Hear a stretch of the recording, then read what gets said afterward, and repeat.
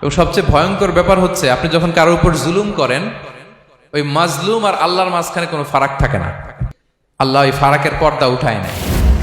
খবরদার, মজলুমের কান্না কখনো বৃথা যায় না।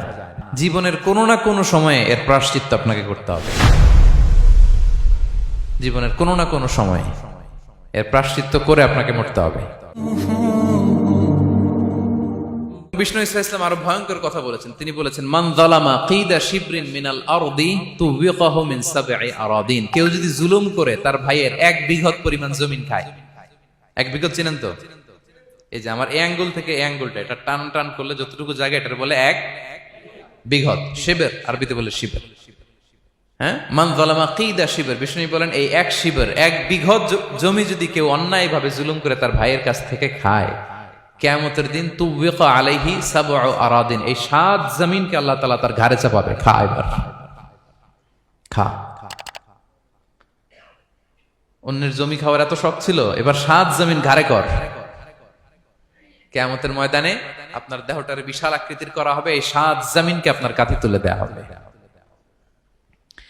এজন্য আমরা অন্যের রাইটস, অধিকার যেন নষ্ট না করি, কারো উপর যেন জুলুম না করি, কোনোভাবেই না। আমরা নানাভাবে এই জুলুমটা করি। আমরা প্রায় দাদার সম্পত্তি থেকে ফুফুদেরকে বঞ্চিত করি, বাবার সম্পদ থেকে বোনদেরকে বঞ্চিত করি। হ্যাঁ, নিজের ভাই আরেক ভাইকে, আপন ভাই ভাইকে বঞ্চিত করে, জুলুম করে। এরকম দৃশ্যপট আমাদের সমাজে আছে না নাই বলেন তো? কিয়ামতের দিন আল্লাহর সুপ্রিম কোর্টের কাঠগড়ায় হিসেব দিতে হবে। আর এই জালিমদেরকে আল্লাহ তাআলা পছন্দ করেন না। এবং সবচেয়ে ভয়ঙ্কর ব্যাপার হচ্ছে আপনি যখন কারোর উপর জুলুম করেন, ওই মাজলুম আর আল্লাহর মাঝখানে কোনো ফারাক থাকে না। আল্লাহ ওই ফারাকের পর্দা উঠায় নাই। বিষ্ণুই বলেন, ইত্তাকি দাওয়াতাল মাজলুম, তোমরা মজলুমের বদদোয়াকে ভয় করো, খবরদার। কারণ ফাইন্না লাইসা বাইনাহা ওয়া বাইনাল্লাহি হিজাব, তার আর আল্লাহর মাঝে কোনো পর্দা থাকে না। দোয়া করলেই ওটা আরশে যেয়ে কবুল হয়ে যায়। আল্লাহ তাআলার চারিপাশে অনেক পর্দা আছে।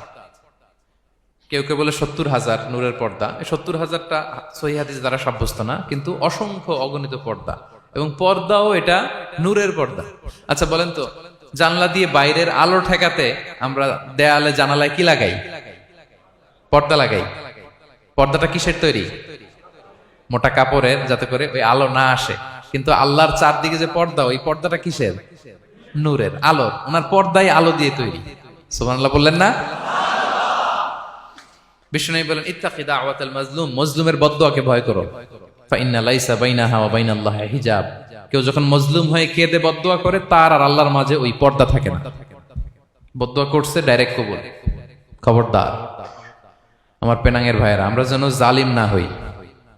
In it's any form, operation in it's any form, যেই কোনো ভাবে, যেই কোনো ক্ষেত্রে, যেই কোনো ধরনের হইতে পারে জুলুম। কাউকে আপনি ছোট্ট কোনো কাজে ঠকালেন, বন্টন নীতিতে ঠকালেন, হ্যাঁ, জমি মেরে দিয়ে ঠকালেন, আমানত মেরে দিয়ে ঠকালেন, ইন ইটস এনি ফর্ম যদি জুলুম করে থাকেন, খবরদার, মজলুমের কান্না কখনো বৃথা যায় না। মজলুমের কান্না কখনো বৃথা যায় না। জীবনের কোনো না কোনো সময়ে এর প্রায়শ্চিত্ত আপনাকে করতে হবে।